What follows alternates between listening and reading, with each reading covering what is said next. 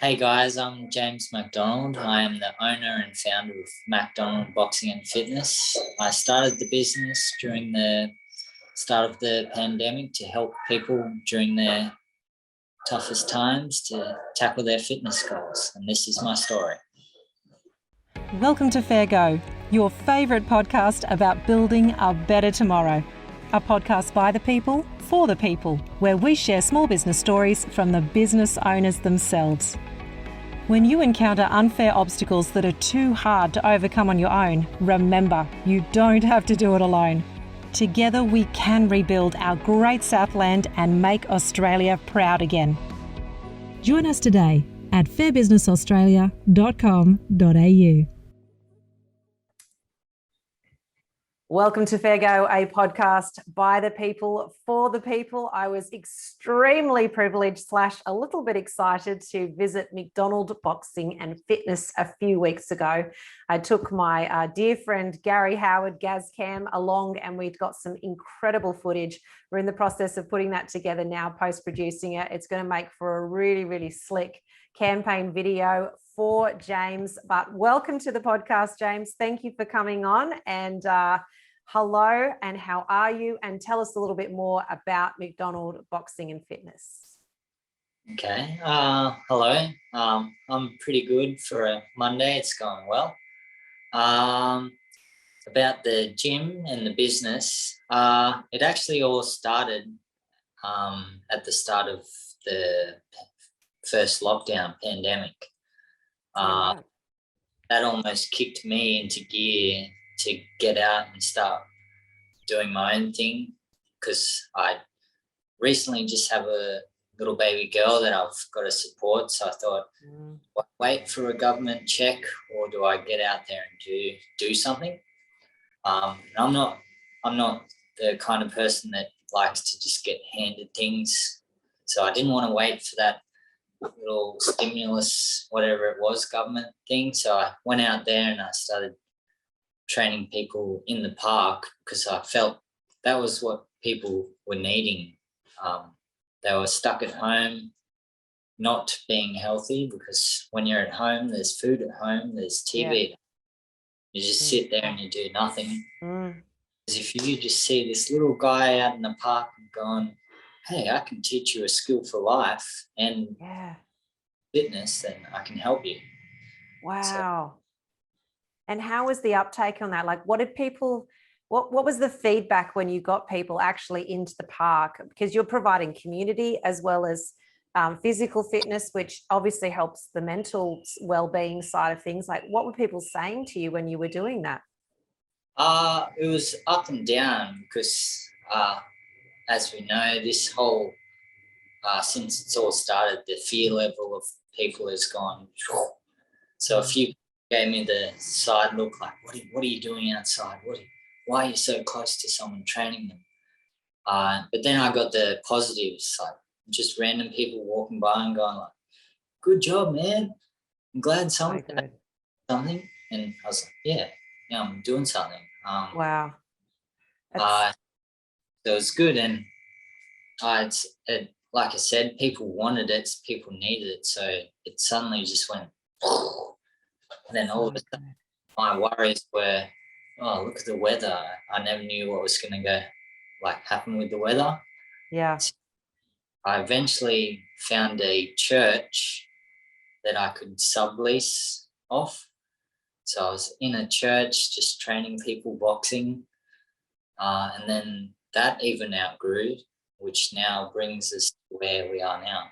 Yeah. And the facility that you've got now is absolutely purpose built. You couldn't find a better facility for what you're wanting to do. It's just so great. And you're not just a Cert 4 fitness instructor. You actually have been a boxer, because I saw the photos of your face smashed open. So talk to us about what that was like when you were boxing, at least semi, if not pro, right? Yeah. Well, I started like anyone. Everyone starts an amateur. And I just remember my first day in the gym. Prior to that, I was like a naughty kid, drinking, doing all those things you shouldn't do. But as soon as I walked into a gym, And just an old school kind of trainer just said, righto, buddy, just go hit that bag as hard as you can, see what you can do.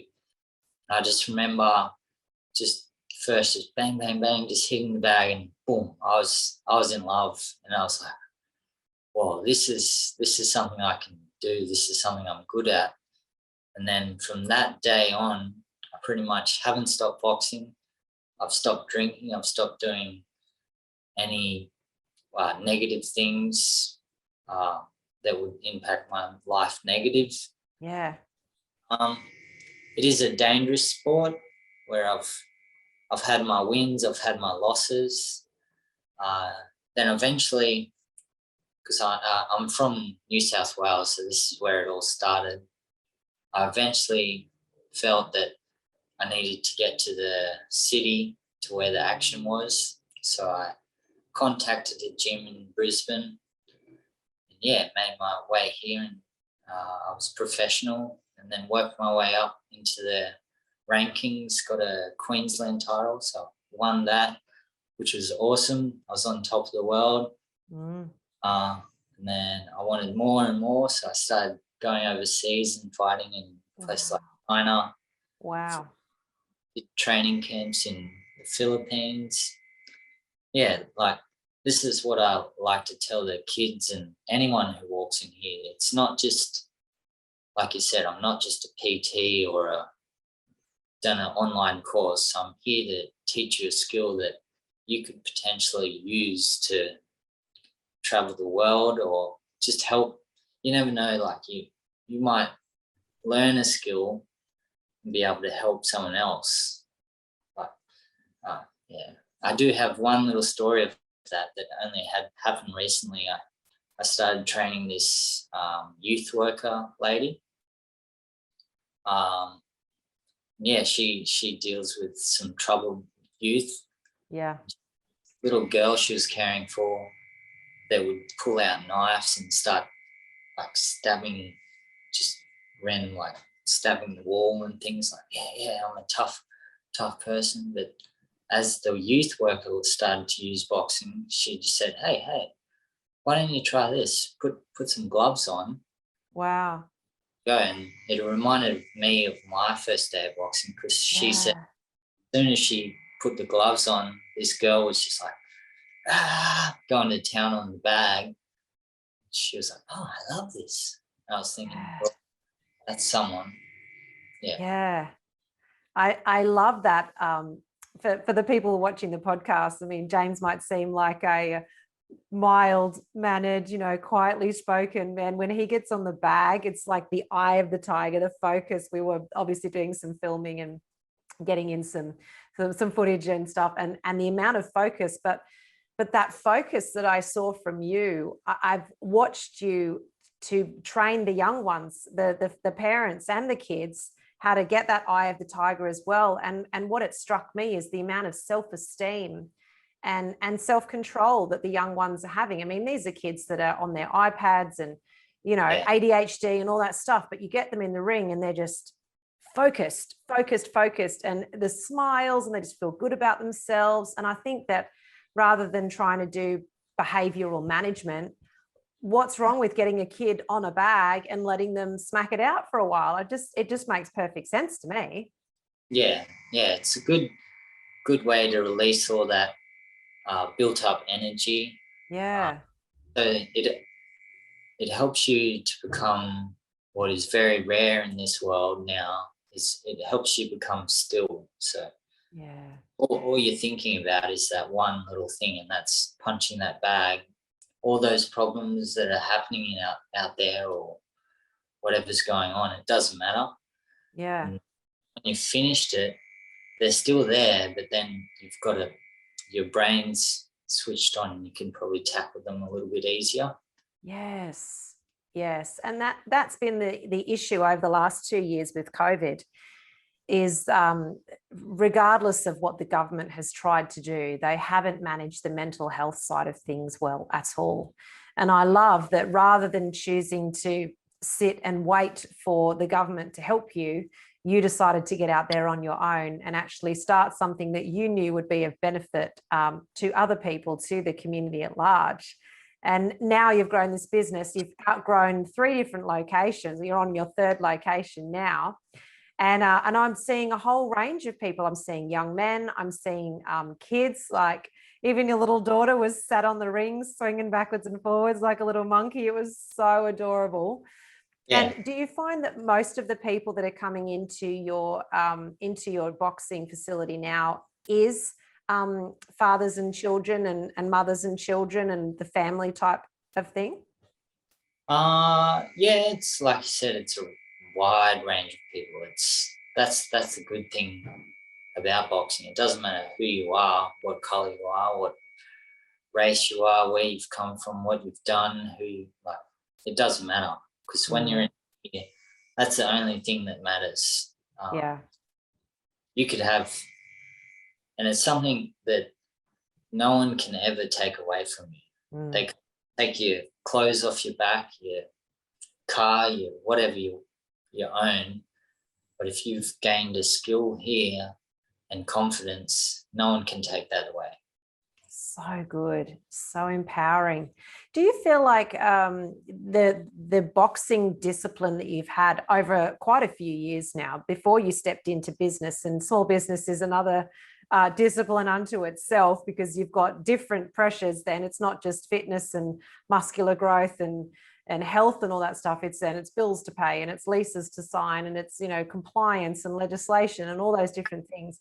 Do you feel like having been in the boxing arena for as long as you have, that it's made you a better person, and it's also made you a better father? Yeah, it definitely has. It's taught me to, there's a saying in boxing, you don't lose, you learn. So, and I've had that. I've had fights where I'm not on the good end, and it takes your soul, like, whew, it's a bad one, like, because you're everything on the line. Go in there and you're pretty much, if you get beat, it makes you sit back on the couch and go, oh, why am I doing this? Like, what? Yeah. This is me. And like I said, when I was like, oh, this is something I'm actually good at. And then you lose and you've got to sit back. And there are those times where you go, oh, maybe I should stop. But then, oh, sorry.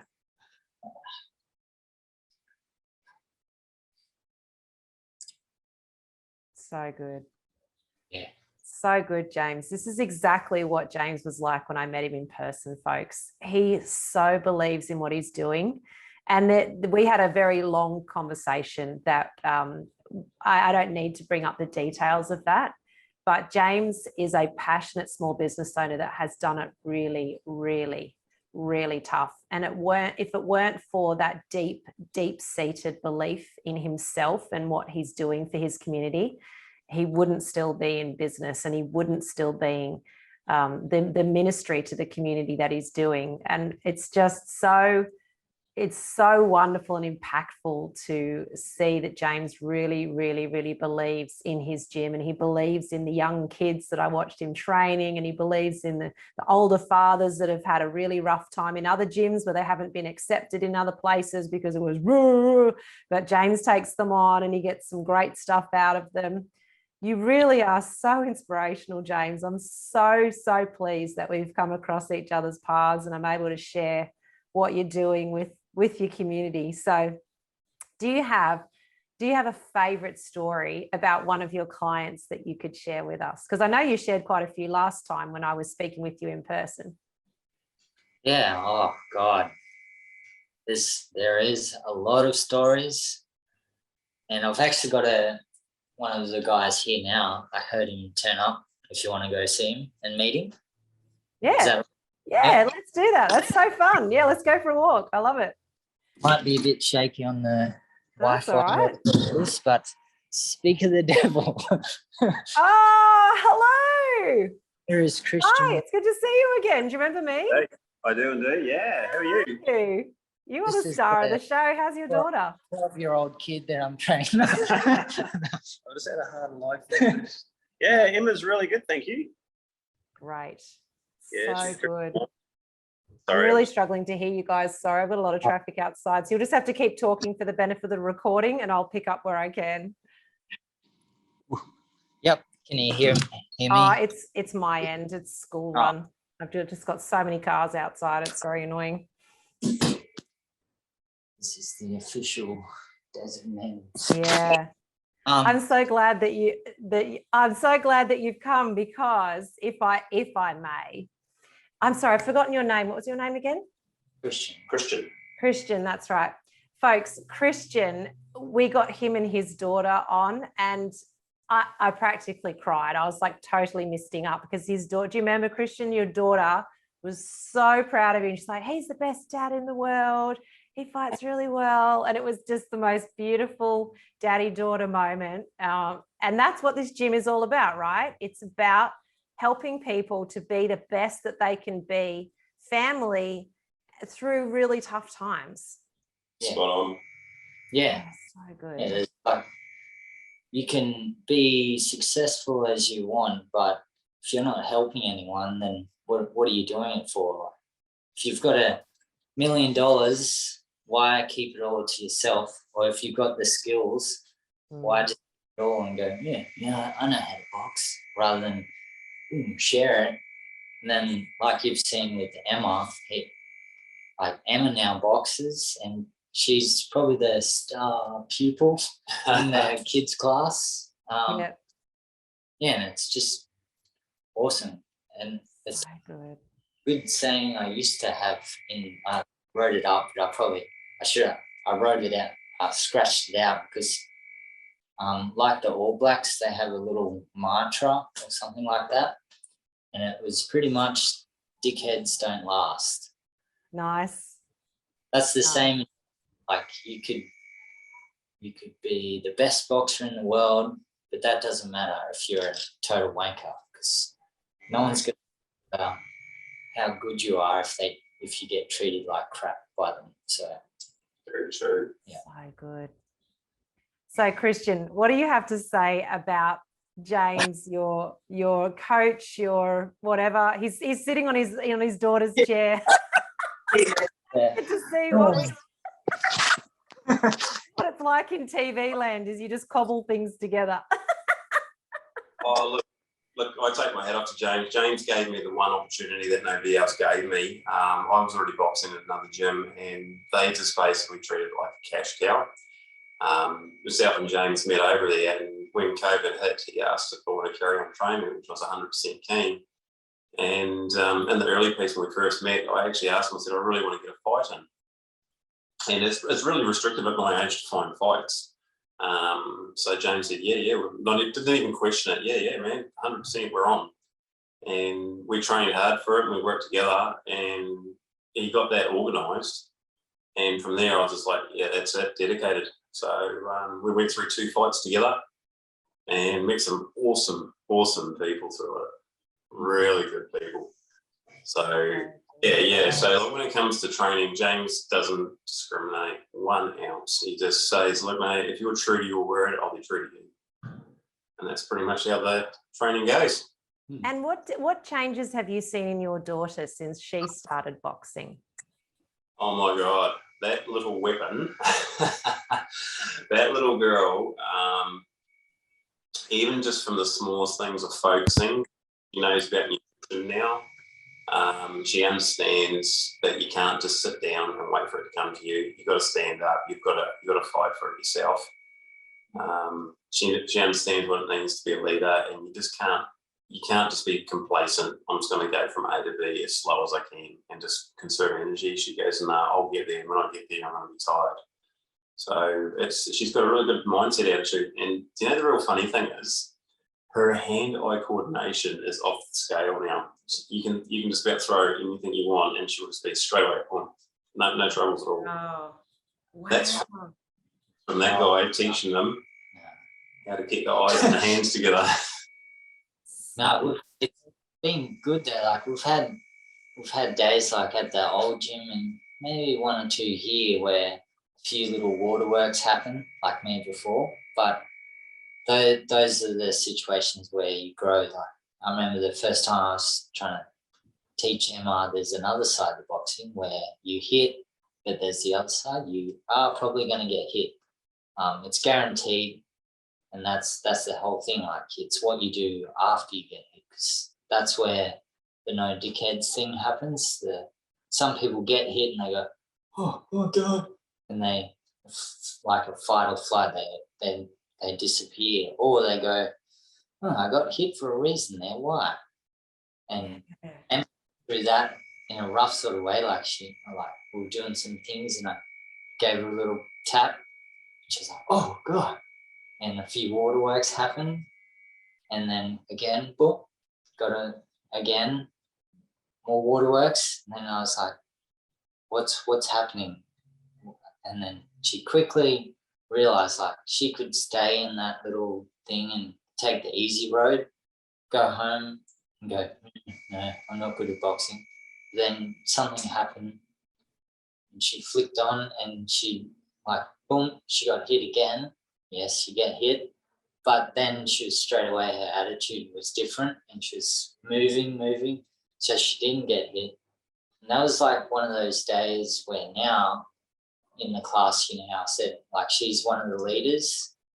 She is, like, she's spot on. Like, if it's one of those students, if anyone's a teacher, where you go, okay guys, let's sit over there, and you get a few kids like still mucking around, or Emma's still, Emma just straight away runs over there, sits down and waits there and goes, yep, what?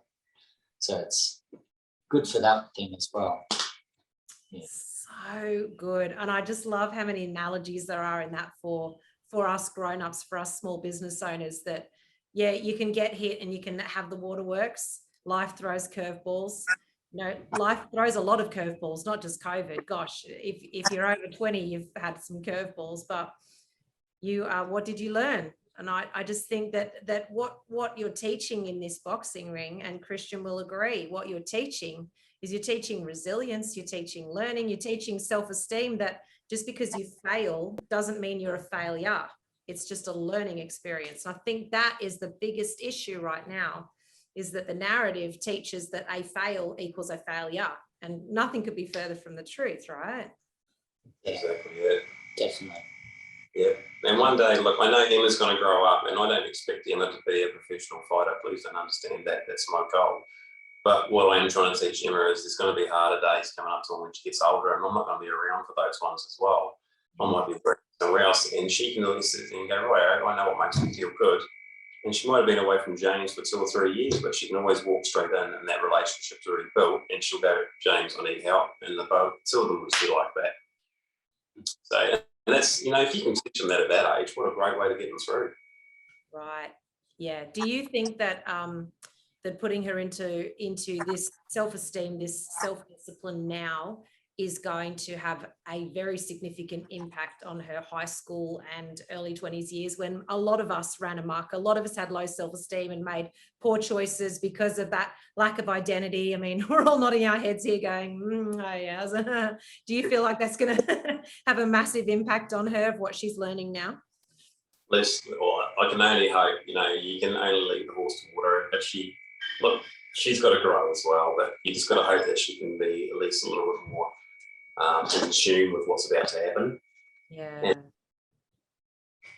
she's a young lady. I can only give her her best chance at just trying to be, I know, deal with what's going to happen in front of us. We all know what's happened, but you can't teach somebody. You've got to show them a way out of it, I suppose. Yeah.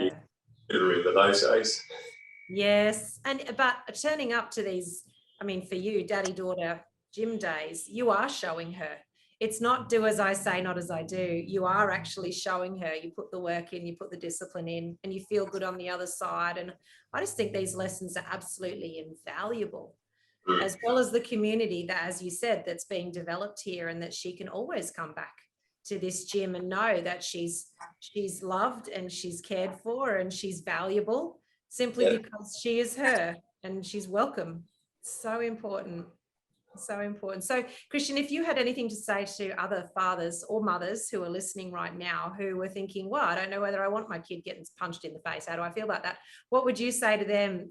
Like, do the benefits really outweigh getting a little dunk on the nose every now and then?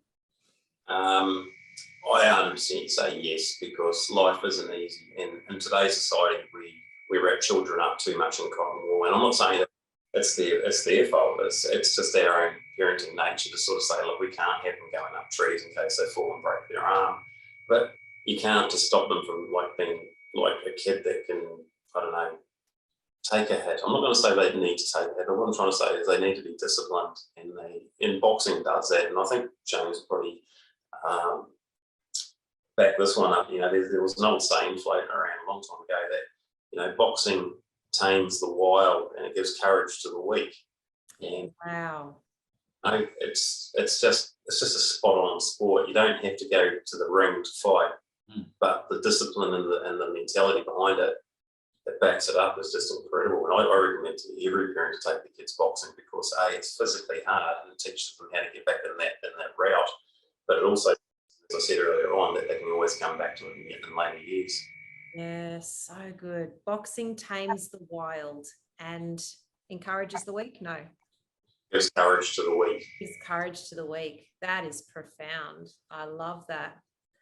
Look at what you started, James. You could have been sitting at home just sitting on a dole check going, oh, COVID can't help me, government, and you didn't. Yeah, spot on, mate. And I can't believe it. 2 years ago, that's what I'm saying. 2 years ago, he was sitting in a park. We were training in a park, and now he's a fully fledged member of public society. Yeah. Love it. Just training an entire generation. So you were with him from the start, Christian? Yeah. Yeah. Boom. Wow, what a story. That's so awesome. Oh my gosh. Well, now that I've got you both here, I might ask you both to cast your mind forward a few months, 6 months. What do you think life looks like on the other side of COVID?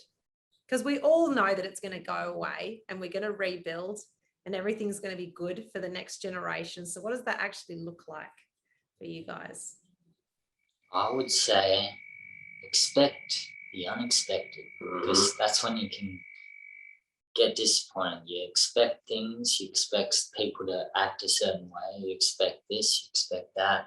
But then when it doesn't happen, you go, oh, it's poor me. But just if you live right now, today, that's all anyone has, then who cares about the future? Just do what you can today. Just expect the unexpected, because no one knows. People that say they know, they might have an idea, but no one actually knows. Yeah, wise words. Wise words. And are you of the same vein with that, Christian? Yep, expect changes. That's all you can do. Just expect more changes coming, because we don't know what's going to happen. That's unwritten. But if you're flexible enough to roll with it, you can keep going forward. Yes. So good. Gentlemen, amazing.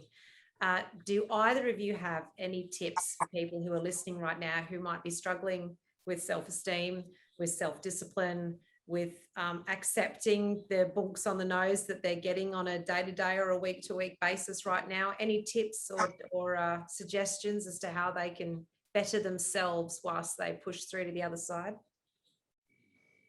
Well, I have one. I'll try to look straight in the camera so you get it. There is one guy that's never ever going to leave you, and that's Jesus or God. So if you seek him, then everything's going to be okay. Yeah, that's pretty simple. Pretty out there one, and it probably turns a lot of people off. But it's I don't think so. Not at this time. Most people I speak to are very much on that journey. Thank you for being so bold, Christian. I love it. I love it. That was a pun, actually, wasn't it? Accidentally. What about you, Christian? Any tips or suggestions? Yeah, don't try and jump to the moon. Just try and walk one rung on the ladder at a time. Beautiful. Wow. good. I love both of those. Both of those are so good. Oh, gentlemen, you're so engaging. Well, I know that James's class is about to start, and I'm mindful of both of your times. So I will thank you for coming on. Really, really, really, really appreciate your time, Christian. So lovely to see you again, unexpectedly. Really, really. Yeah, that was a bit of a unexpected trip. Yeah, and give my love to your daughter. Yeah, I promise, 100%. Yeah. And Yeah. James, thank you so much for being so transparent and so awesome. And we'll have your boxing stuff, links and stuff in the show, so people will be able to connect with you. Is there any particular classes that you want to talk about before we let you go? No, just come in and try any of the classes. If you are keen to come in, your first week is free just to give it all a go. Awesome. And what do you got to lose? You can try and go, not for me, goodbye. Or you can go, oh, this is awesome. Yeah, so good. Well, folks, that's all we've got time for today. But thank you, James. You are a strong and courageous and amazing small business owner who loves the Lord, loves your daughter, and loves your community. So have a wonderful, wonderful rest of your day. And we look forward to speaking with you soon. Thank you. And thanks for having me on the podcast/interview. And thanks for having Christian also. Oh, that's awesome. So good. It's going to see you soon. Thank you. Thank you. See you. Have you got an inspiring story to tell? Register your business now for your chance to be featured on our Fair Go podcast. Ready to lend a helping hand? That's great. You can chip in through the website. Remember, 100% profit goes directly back into local small business. Together, we can rebuild this great Southland for ourselves and the next generation. Go to fairbusinessaustralia.com.au.